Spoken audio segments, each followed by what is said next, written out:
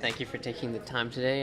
If we can just start by introducing yourself, the institution you're joining us from, as well as the role at the university. Thank you for having me. My name is Kayla Hardin, and I work as the Course Evaluations Administrator and Academic Scheduler at California State Universities in San Marcos. And if you can give us a little bit of background about yourself, how you kind of came into your role today, as well as, or just how you started working in higher education in general. So I'm native San Diegan, born and raised, and it was always interesting to watch the evolution of the University Cal State San Marcos. Over the years, it started very small in like the 90s, I think, and it actually started in the old Jerome's Furniture warehouse building. Oh, wow. We still have some faculty and staff now that remember the Jerome days. And so it was originally an auxiliary of San Diego State, and then has become its own, larger institution now, where people do really seek it out. So it's been neat to see that evolution, and then now to be a part of it. I joined the university in 2016, and I started working as a department support staff in our math department. But shortly after, a position opened up in our academic scheduling office, and so I started doing that and really enjoyed having that higher level view of working with the different departments across campus. And then about 3 years ago, our course evaluation process moved from our institute planning and analysis back into academic affairs, which is where I work. So I got volunteered to help with it, and it's been really interesting and a lot of fun to work with that. Awesome. And can you just speak a little bit about CSU San Marcos? Kind of just, you spoke a little bit about the little history of it, but more of just like the student population, the different kinds of schools and faculties you have. So we have about 17,000 students now, and of those, 53% are first-generation students. So we have a lot of first-generation students that we serve, which I think is very unique. It definitely brings a whole new meaning when you attend commencement and you see the families so proud of their loved one getting the first to get their degree in their family. So that's really neat. We have a little over 40 bachelor degree programs. We have 39 minors, 24 majors.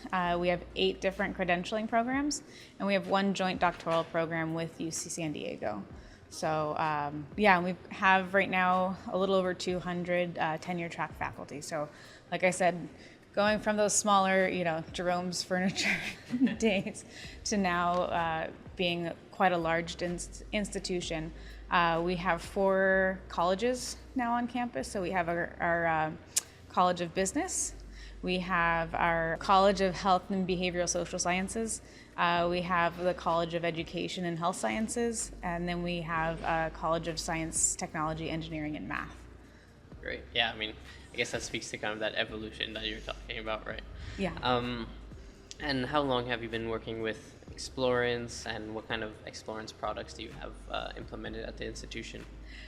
So we have had Explorance for our course evaluation software now for almost a year.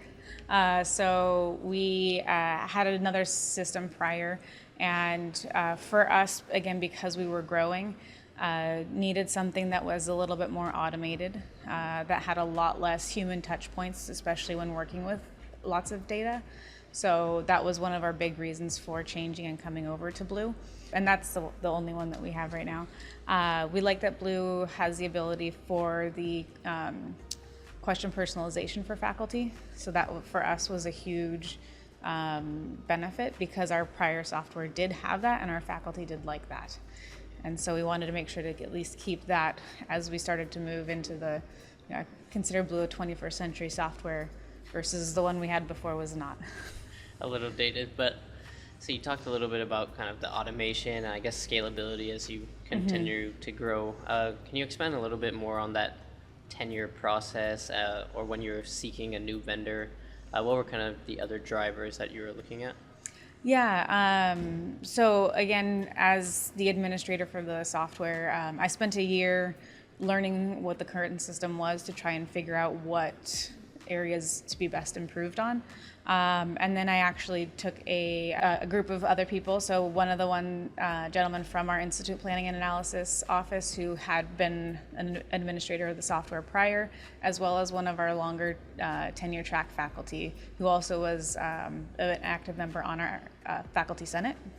And so the three of us would meet and interview different companies and go through, the pros and cons, and then discuss what we liked and what we didn't like. And again, ultimately having a software that did not require me to go in and download and upload files constantly, and that had as minimal human touch points for the larger data sources was really a huge thing, because the more that you have that human interaction, the more likely there are for errors.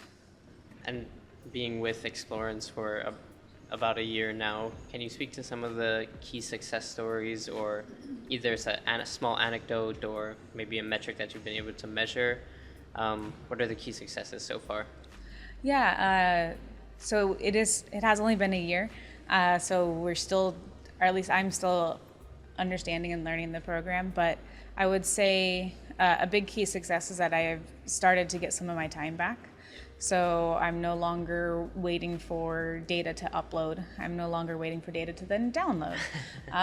So it's all being run in the back, which is great, because then I can dedicate my time to be doing more tasks and other higher level things instead of waiting for information to move from one, software into the next. So that's a really huge success. We also had Explorance migrated a bunch of our historical data as well. And so for our faculty, they now are able to access all of their reports just in Blue. So they don't have to go through their email inbox, because that's how they prior got their reports. So now they have them all right there at their fingertips. Being able to give that access as well to the department chairs through the DRA is very helpful as well. So then they can go in, they can look at those. And yeah, it's just the time really, and you can't really measure that. Yeah.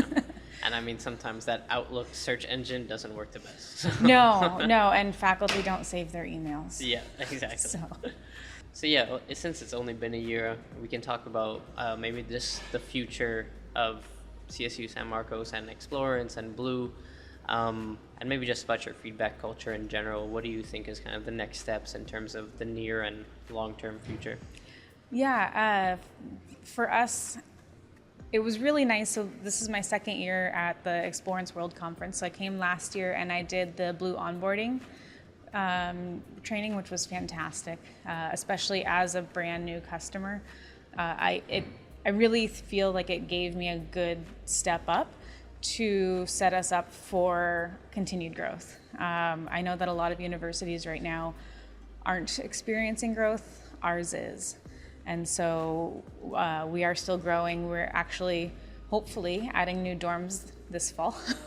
So the building is in process, and hopefully it's done on time.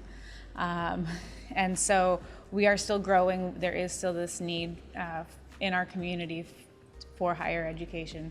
And so to have a product where we can continue to scale up, I'm very much looking forward to learning a little bit more about the reports, because prior we didn't really have the flexibility or ability to even download data as a CSV.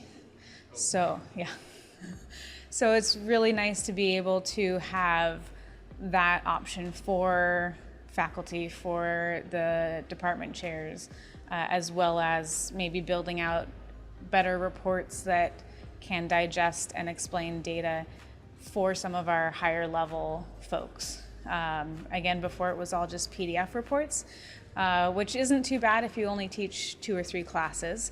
But when you're a department chair and you oversee 15, 20 faculty that each teach 3 or 4 classes, not to mention the lecturers, or if you are a associate dean or a dean that oversees an entire college.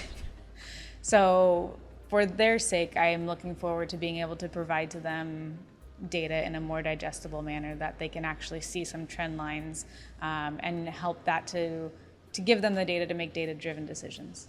Amazing. Yeah, I mean, when you're a dean or a department chair, definitely a lot of courses and a lot of data to go through. So As a PDF. making it as accessible as possible sounds like a great way to go.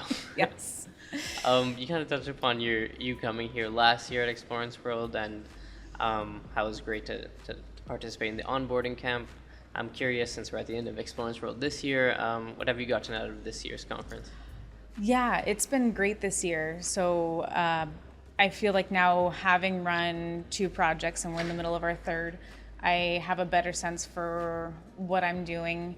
We're looking as well to upgrade to Blue 9.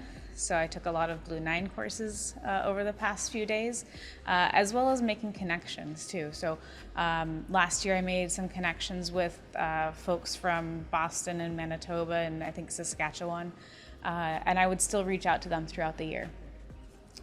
As we'd run into things, I'd say, hey, have you guys ever tried doing this, and how do you do that? And so this year I was able to reconnect with some of those folks as well as make new connections. That's amazing. That's all I really have for you, Kayla. So thank you again for taking the time, and thank you for sharing your experiences with Explorance. Yeah, thank you guys very much. I appreciate it.